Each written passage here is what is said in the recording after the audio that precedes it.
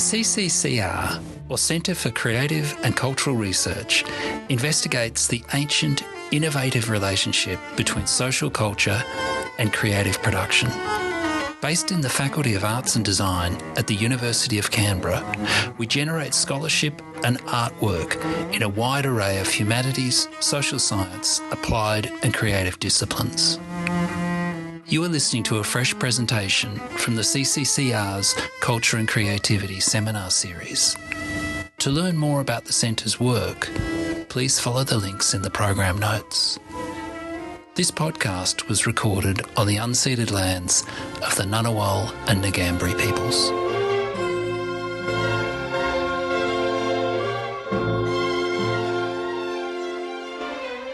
Hi everybody, welcome to our latest wonderful event in the Culture and Creativity Seminar Series for the Centre for Creative and Cultural Research at the University of Canberra. I'm Tracy Ireland. It's lovely to welcome you all here today and to acknowledge that we're meeting on Ngunnawal country. I'd like to pay my respects to elders past and present and extend that respect to all Aboriginal and Torres Strait Islander people here. So it's my great pleasure today to welcome Julian Knowles to give, I think, what must be his first seminar here at the University of Canberra. Julian is a very well-known composer, performer and researcher working with new and emerging technologies.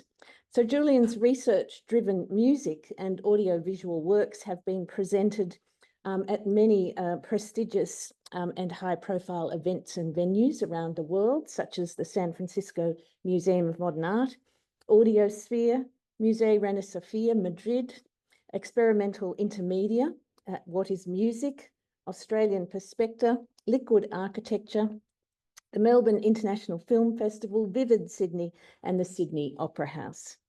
And Julian, of course, is Executive Dean in the Faculty of Arts and Design here at the university. So it's my great pleasure to welcome Julian to talk to us today. Thanks, everyone. This is going to be a classic time for Executive Dean presentation with a whole bunch of gear that may or may not work, because I ran in here, half an hour before to encounter the AV system and wrestle with it. So I've got all kinds of bits and pieces here. Apologies if you're online, you won't be able to see my face because I'm having to use a video switcher to do all of this and we don't have a camera input into it. So it's great to be here today to sort of give you, to switch gears into researcher mode, to just talk about a recent work of mine called Solar Halo, and to give you a little bit of an insight into, I guess, my research interests and my research activity, in this case, particularly in practice-led research through practice. And we will get a little bit of an insight there into how that, that work is conceived and worked. So basically, this is my most recent work, and it was presented it was premiered in New York in December last year at a venue called Harvestworks on Broadway, which is a digital media presentation organisation.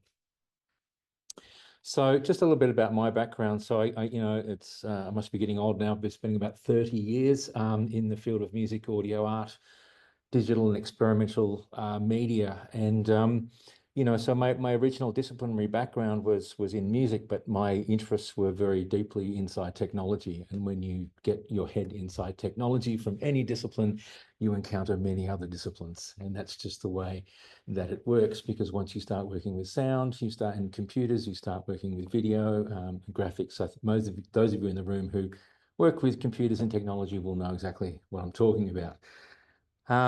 So, I've made films, I've done video installations, I've played in bands, I've done electronic music for a really long time, but it all has a kind of a coherence to it in terms of this idea that I'm interested in the creative potentials of new technologies and the way in which those technologies can create kind of paradigmatic shifts in the way in which we think about art in relation to society, but also in relation to what constitutes the creative process more broadly. So I'm actually really interested in research into the practice but also I like to use practice to investigate other things outside of practice. So in terms of those modalities of research, I have an interest in kind of positioning practice in both kinds of ways. So in recent years, as you'll see today, I've had an interest in the kind of datasphere, or the way in which we are surrounded by live data all the time, and thinking about the ways in which we can make use of this kind of datasphere that we're in the creative process. And in particular, in this work, it's really looking at the kind of more unusual context for live data, and that is in performance. You see it used in all kinds of other contexts, in installation works and so on, and I've been there, done a bit of that work. But in this particular piece, I wanted to think about how a performer could be in a space and be engaging with live data as a performance agent, if you like. So I was connecting that idea with another recent work. So I think most of us have been kind of aware, because how could we not be aware of some of the extreme climate events that have been occurring in recent years? And so the one that really struck me was the bushfire events of 2020. And around that time, I was invited to create a work for a international show in Spain at Museo Reina Sofia. It was called Audiosphere, and it was basically an international survey of audio art. And I created a work called The Billion, which was kind of like a sort of a tribute to the billion creatures that were wiped off the face of of Australia during that bushfire event. And it was almost a number that was inconceivably large. And that got me thinking about this whole problem of the way in which we grasp concepts as large as a billion creatures being wiped out through an extreme climate event. It's something that tends to want to escape cognition, and that's kind of an interesting problem to try and engage with. So there's a philosopher called Timothy Morton who has a name for these things, calls them hyperobjects. And they're entities of such vast temporal and spatial dimensions that they defeat traditional ideas about what a thing is in the first place. And he says, hyperobjects are here, right here in my social and experiential space. Like faces pressed against a window, they leer at me menacingly. Their very nearness is what menaces. From the center of the galaxy, a supermassive black hole impinges on my awareness, as if it were sitting in the car next to me at the traffic lights. Every day, global warming burns the skin on the back of my neck, making me itch with physical discomfort and inner anxiety. Evolution unfolds in my genome as my cells divide. So, Timothy Morton is kind of trying to I guess, give a name to these sort of large concepts that we know are there and are always present with us, but they are so vast and so large that they tend to escape comprehension. So, that's sort of this, I was sort of inspired by this idea of, in a way, of how can art, how can creative modes of communication assist us in trying to come closer to comprehending some of these vast and epically proportioned events or things. So that's kind of one of the sort of driving inquiries underneath this kind of work. So I had done quite a lot of work in what you might call environmental art or environmental audio. Some time ago, in the 1990s, I was involved with a collaborative group called Social Interiors, and we released a number of CDs on the Extreme Records label, which were entirely made of field recordings. So we would spend a lot of time together recording in the bush, in the natural environment, well, the time in kind of pretty uncomfortable locations at, ridiculous hours of the evening or night, getting leeches all over us or whatever we did. But essentially, we spent a lot of time with nature in the environment, listening to it. And when you do this kind of work, you try and listen to nature in a different way. There's a French theorist, Michel Chion, whose work rests upon earlier people like Pierre Schaeffer, who have developed theories of listening. And it's a way of being able to listen in a less representational, less semantic way. So there are concepts like a reduced listening, where you just listen to the shapes of sounds. You maybe listen to an insect texture, but in a sense, you can let your imagination run and it becomes a kind of an orchestra. I used to do a really interesting trick with my students when I was teaching sound, where we would sort of music class, where I would play them a recording of what seemed to be like really interesting and kind of obscure electronic synthesizers, you know, maybe from a 1960s work or something, and I would get them to listen to this piece, and we would listen to it and discuss its structure and what was going on in this piece. And you know, we would get 15 minutes into that conversation, and then I would reveal to them that what they had been listening to was the sound of Weddell seals under the ice in Antarctica. And so in a way, it's kind of that shift in the way that we think and that we listen is really important.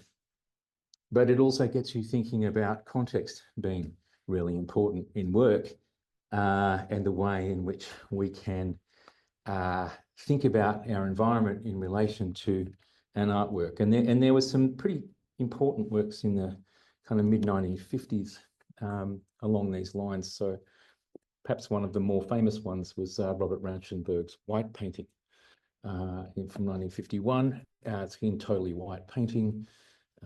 The idea of the work being that, you know, I think he described it as a container for light and dust. And so, you know, in a sense, what this kind of work was doing was reflecting back to you that the gallery itself was a thing, and that the light and the dust and everything that was in the gallery was in fact part of the artwork. So you kind of get to this sense where you kind of understand what is the relationship of the artwork to the space around it, what is the relationship of the viewer to the artwork.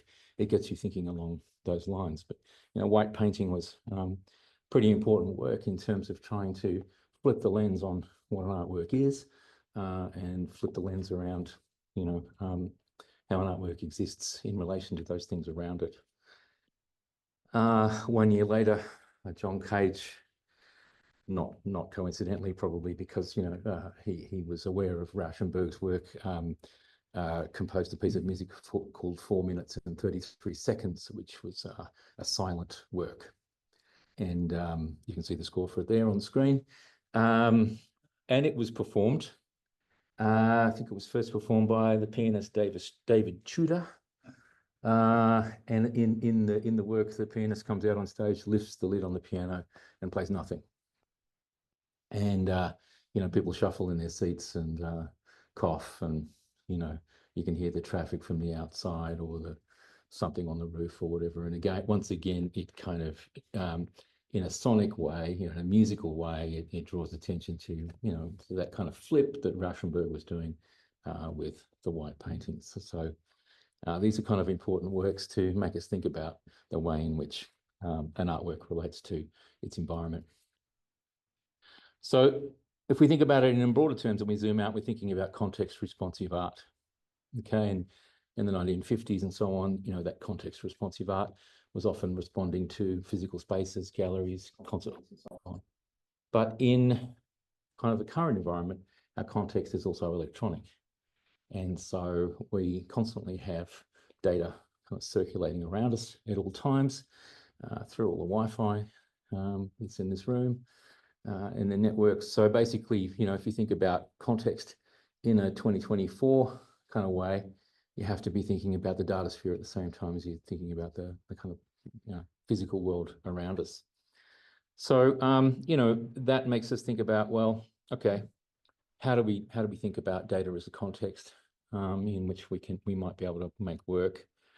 You know, there are various, I guess, ways in which data is turned into things that are what might think of sort of visual artifacts or auditory artifacts, and most of you will be aware of you know, data visualization, for example, or data sonification, which is kind of the representation of large data sets in audio or visual forms, you know, often for functional reasons, to be able to understand something better, to be able to perceive patterns. You know, there's a whole kind of context or reasons why you might visualize or sonify data. But off the end of that kind of work, you know, there's been a movement to see data as artistic material. And so from that emerges the idea of data art, which then gets you thinking about, can data have affective properties in itself, which is kind of an interesting thing to ponder. And maybe you're seeing where I'm going with this in terms of, you know, Timothy Morton's idea of the hyperobject and these, you know, massive things that are beyond cognition, and the possibilities that might lie here, therefore, to approach it from an affective and data point of view, to kind of get these large data sets or these complex data sets and create some kind of affective experience, which kind of speaks to us in a way that 2 degrees of warming might not. So it's kind of an interesting way to start thinking. And you know, there's an emerging field of which people are calling climate aesthetics, which exists, and it's kind of circulating around this whole idea of the affective properties of, I guess, the climate crisis or climate change or whatever, and people working in that space of thinking about, you know, what's the aesthetic realm of this. You know, so there's sort of these sort of intersecting ideas that kind of hook up and they relate to each other from the point of view of, like, you know, back to the hyperobject. How can we kind of get people better connected to these vast systems? So if you want to drill it down to a series of kind of research aims, so, you know, the first is to address the research gap around the possibilities of real-time data as an agent in live performance, as distinct from installation contexts and other ways in which it has been used. You know, and in a musical context, little is known about the various ways in which live data can be used in performance, and the way that to conceptualize the idea of live data as a performance agent or a co-agent in a performance context. You know, how can it coexist with, you know, humans in that sort of context? I think last week, Richard Savory was around and did his robotics talk. Richard's interested not just in robots, but in the way in which robots and humans interact. So it's a similar thing. It's about, you know, it's that space between humans and the data sphere or robots. So the second is to explore how creative sonification of live data as an agent in music performance can allow audiences to experience the dynamics and qualities of large-scale systems such as weather or climate as an affective experience. So that led to, there's a few, I guess, an idea to do a work, which is the work I'm going to talk about, which is called Solar Halo. And that work, the development of that work was supported by 3 organisations, 1 in Australia and 2 in the US. It started off as a artist residency in the Victorian High Country, in the Bogong High Plains area near Falls Creek, supported by an organisation called the Bogong Centre for Sound Culture. And that permitted me time to kind of, in that Victorian High Country, to kind of get to understand not just the landscapes and whatever, but also the weather systems of that high country.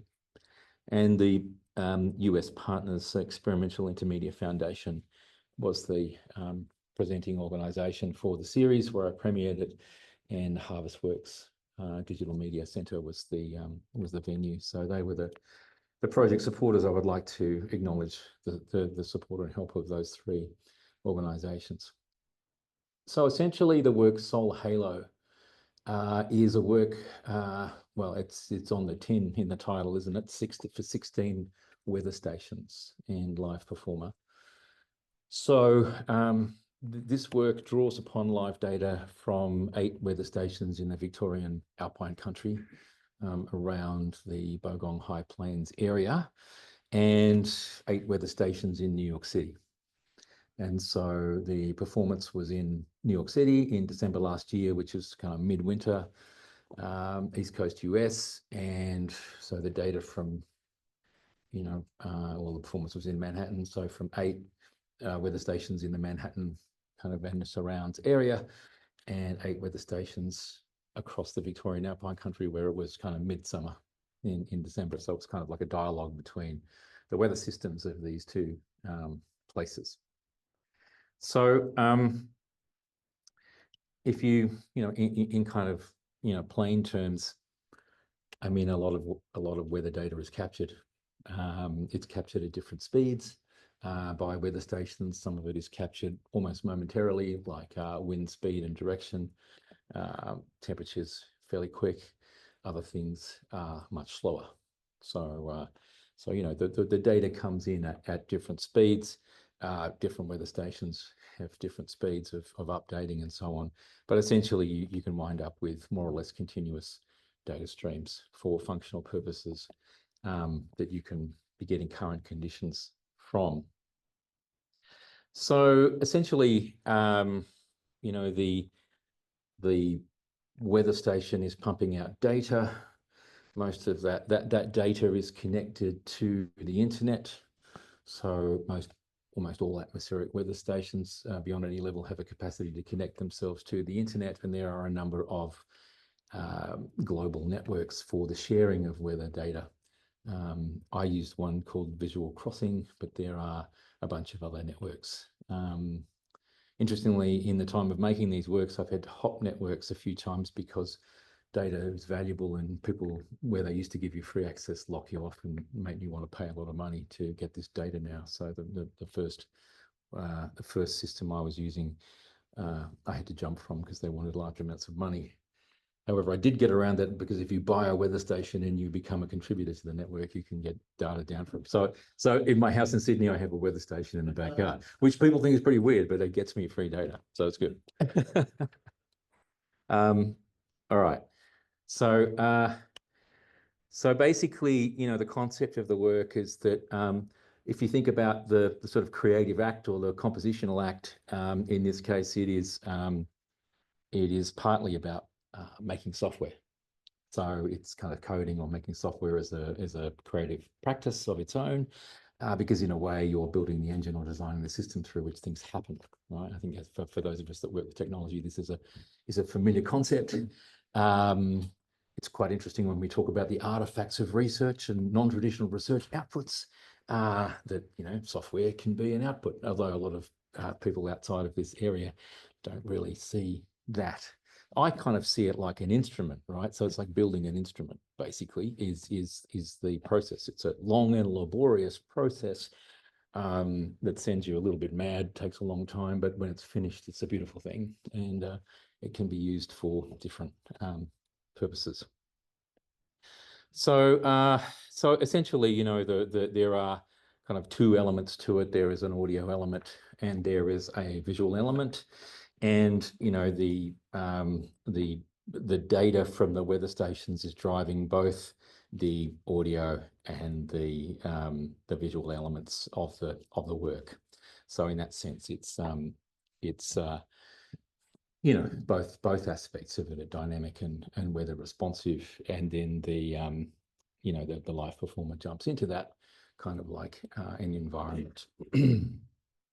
So for the video element, I'm kind of using these sort of mesh or wireframe kind of structures, which are kind of modulated by all of the weather parameters. So it's kind of has that kind of aesthetic, although the sort of baseline movement of these wire and mesh structures is from water surfaces.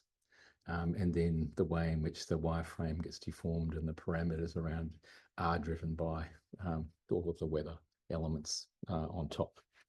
So it's kind of a highly, it's a sort of a technical, wireframe. It's kind of a reductive view of something, but because it has water and weather as the sort of agents on it, it's very fluid.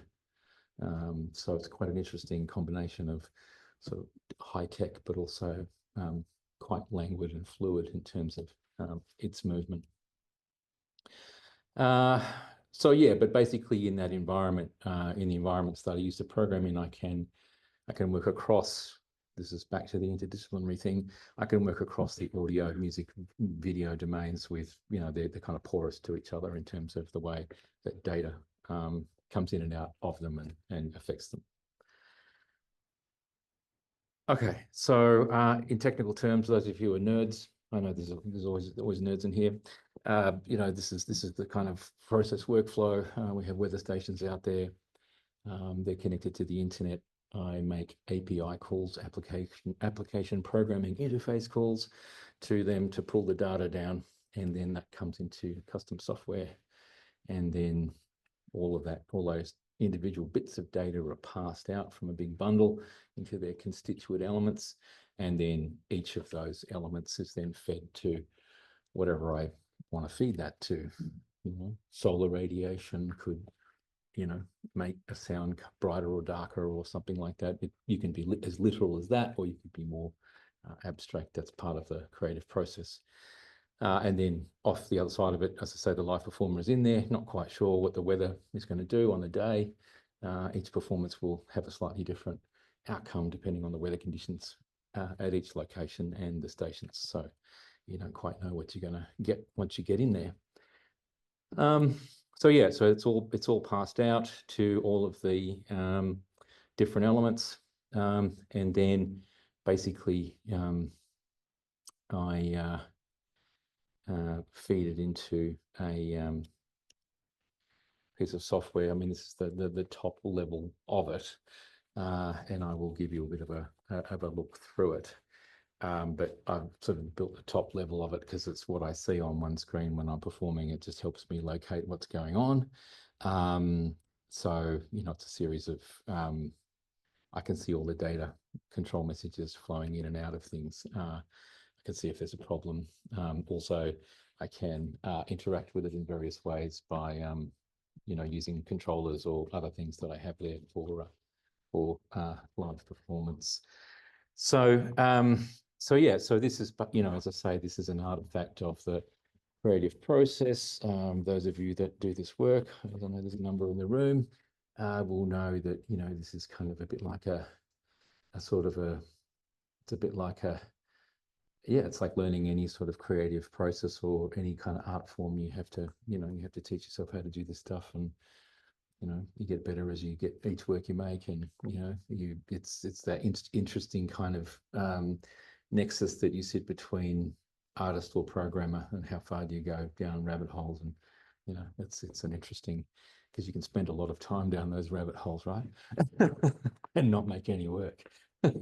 So yeah, so that's kind of part of the process.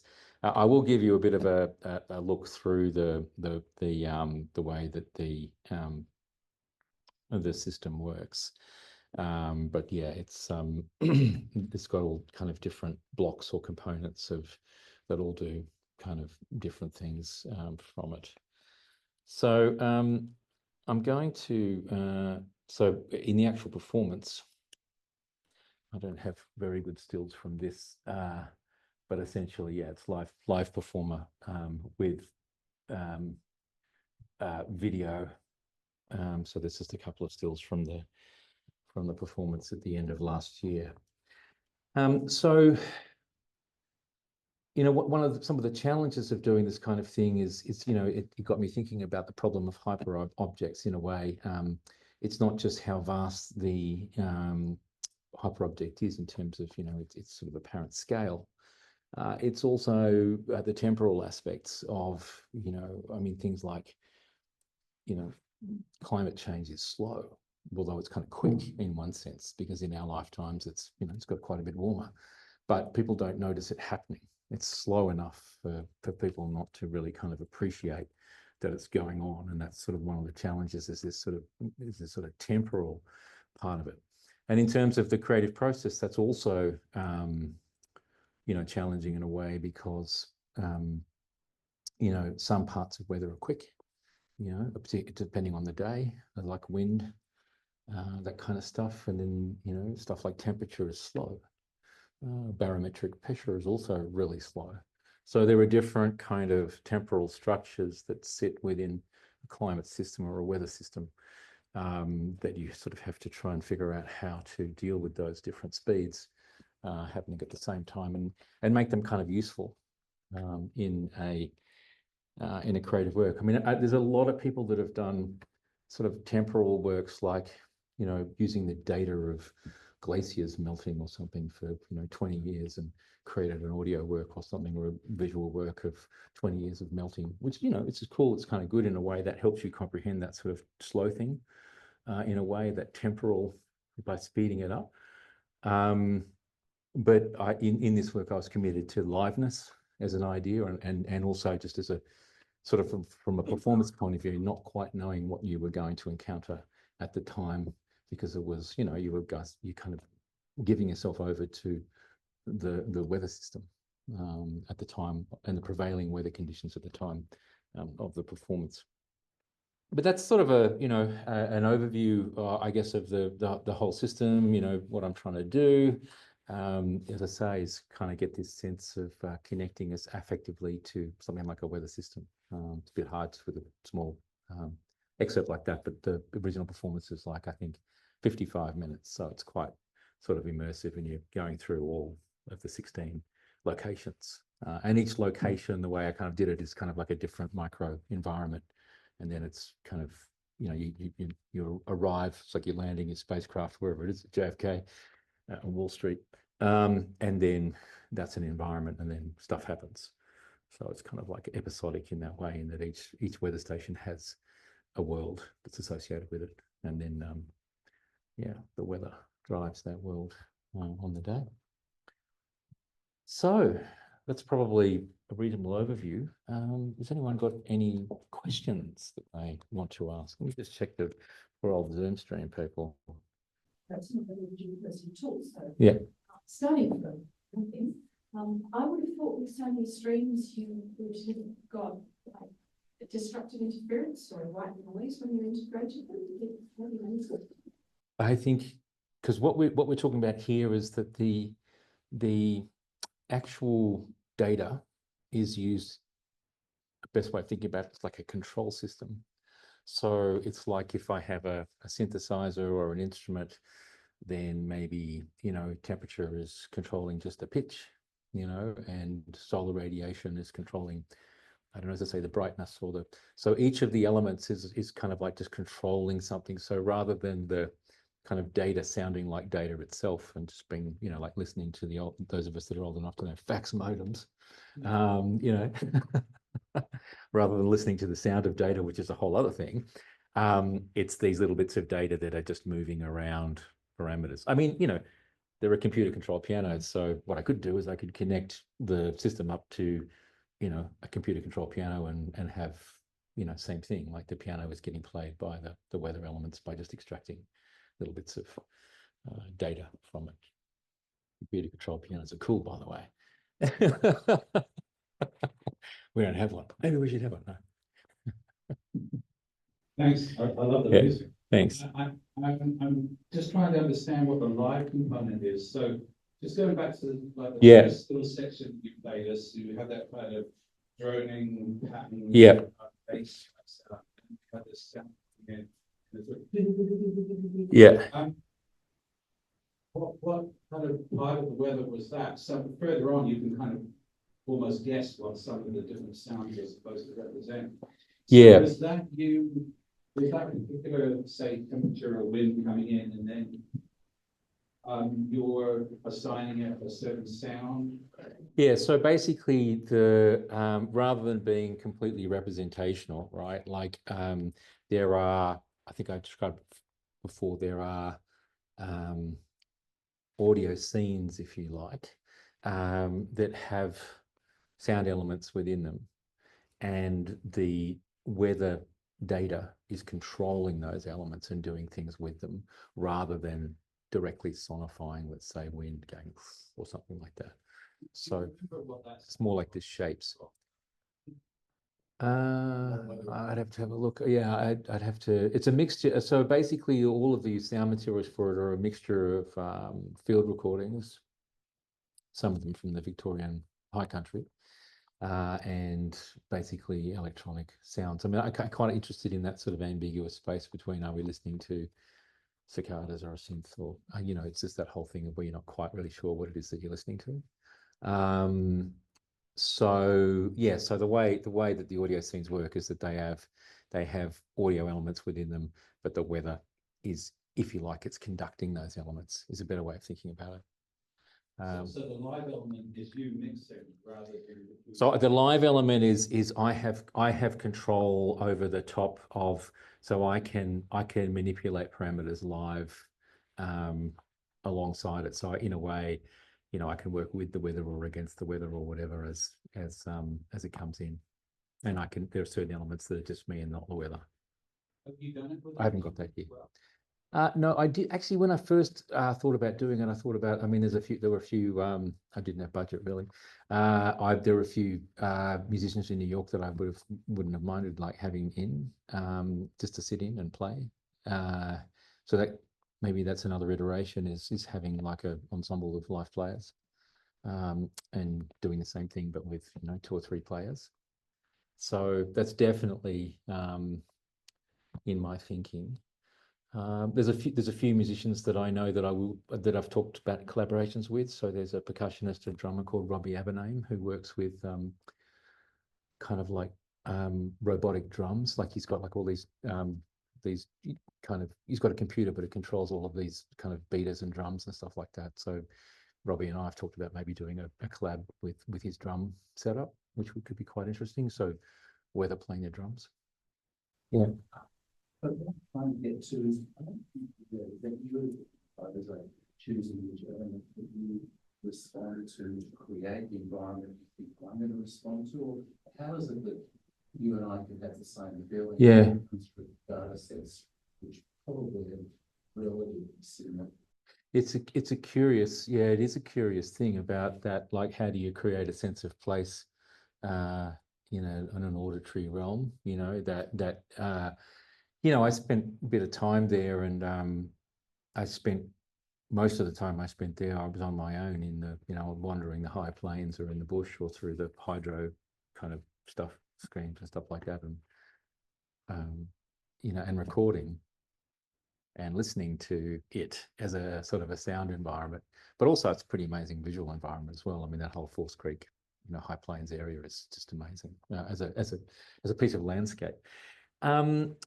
But yeah, it's one of those sort of unexplainable things, as you sort of, when you're working on it, you're thinking about the affective properties of the space that you've been in. And so it kind of, the particular way in which you work with sounds or whatever is kind of, yeah, I mean, it's kind of in that kind of, yeah, I mean, you're kind of in that affective space of kind of going, what is the feeling of Mount Beauty? What is the feeling of Bogong? What is the feeling of that Falls Creek thing where you come over the top and go onto the high plains? You know, that's how does that sound? What does that feel like? You know, and so it is curious. It's great that you recognize that, because when I listen to it, it takes me straight back to the time that I spent in Bogong Village. You know what I mean? I was just working away every day. I was fortunate to have study leave from work, so I just didn't have anything I had to do apart from be in that environment and work on this stuff. So so yeah, it really takes me straight back, you know, to that space. But yeah, I don't know. It's very hard to answer that question. It's like, it's a bit like, yeah, sometimes I think when you've worked with sound your whole life, like I have, it's kind of like a language that you speak. And so there's all this unexplainable stuff that happens, you know, that you just know, well, that's what Falls Creek should sound like. You know what I mean? And it's a yeah, yeah, it's a little bit hard to put your finger on it.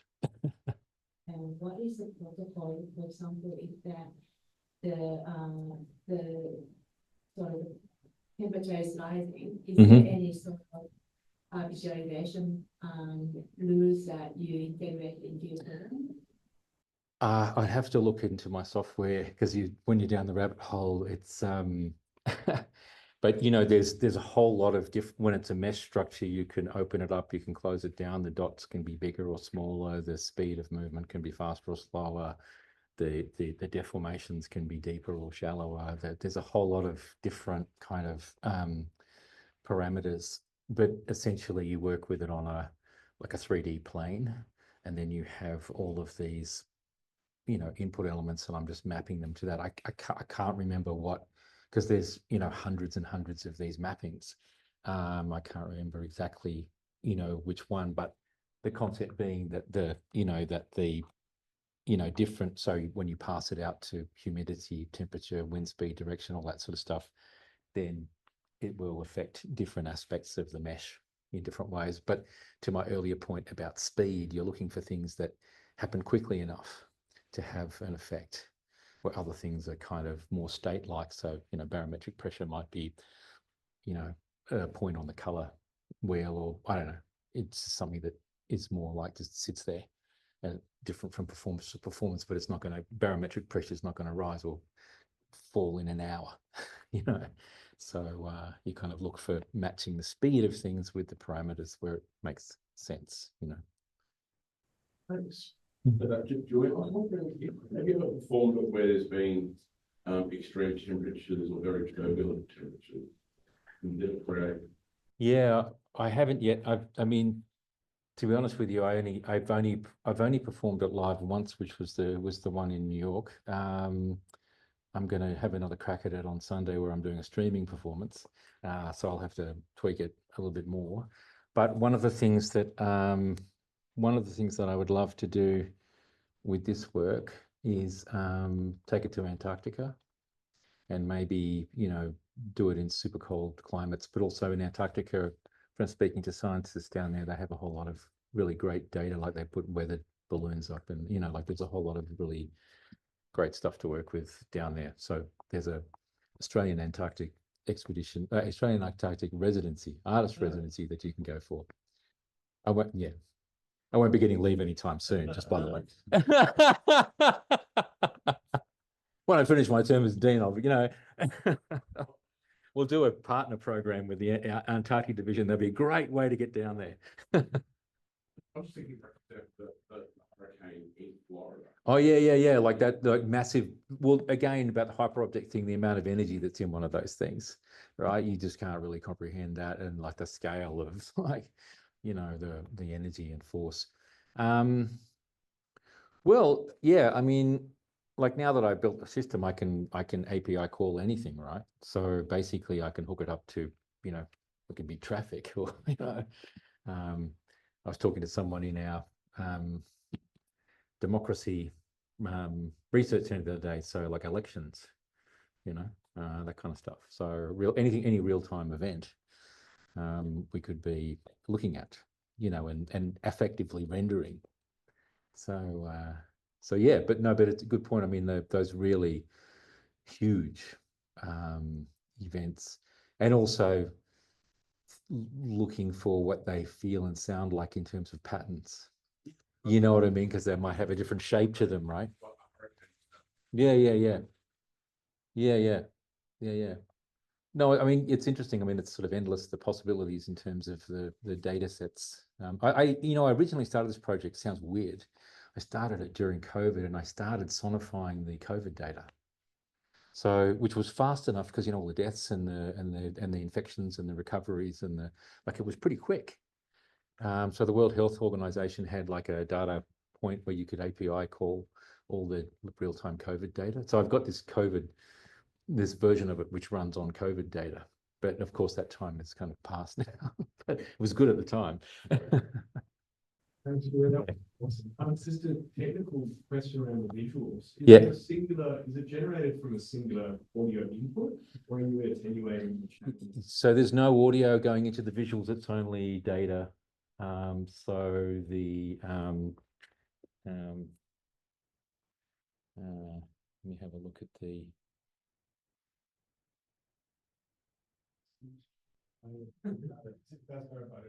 Yeah, so you know, so it's the data points. So basically at the top level, sorry, where is it? API call is there. Hang on. Then the and then I interpolate yeah,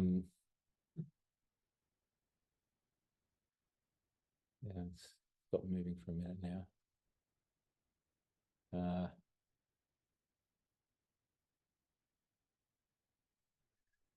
Here we go.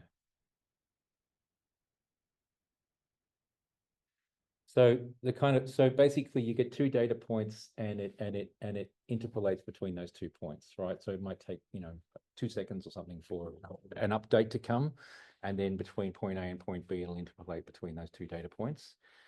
You can control the speed that it goes from one to the other. Most of the time because I want to keep constant movement going, I've tweaked the speed so that the interpolation doesn't stop, it just keeps going.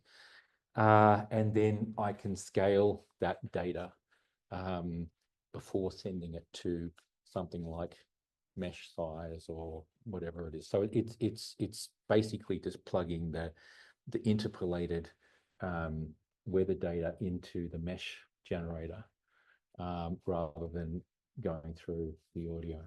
Yeah, so it's not the audio doing it; it's the weather. So yeah. I forgot how I did half this stuff now. You forget stuff, right? Yeah. Don't do that again. Can't remember. I have to have a look. But that's the basic flow chain, is like raw data, interpolated, different speeds, and then conditioned and scaled and then mapped. Yeah. We better make that the last Yes. question, I think. Excellent. Thanks so much. Let's put our hands together to thank Julian. It's a brilliant seminar, which we really enjoyed, I think, and it's wonderful to have in the Dean role and such an expert in practice-led research and a musician to boot. And I want to have a live feed on faculty budget saving data. She'll be a very happy song. Yeah, I know. Look forward to that. Thank you. Yeah. Thank you very much, everybody.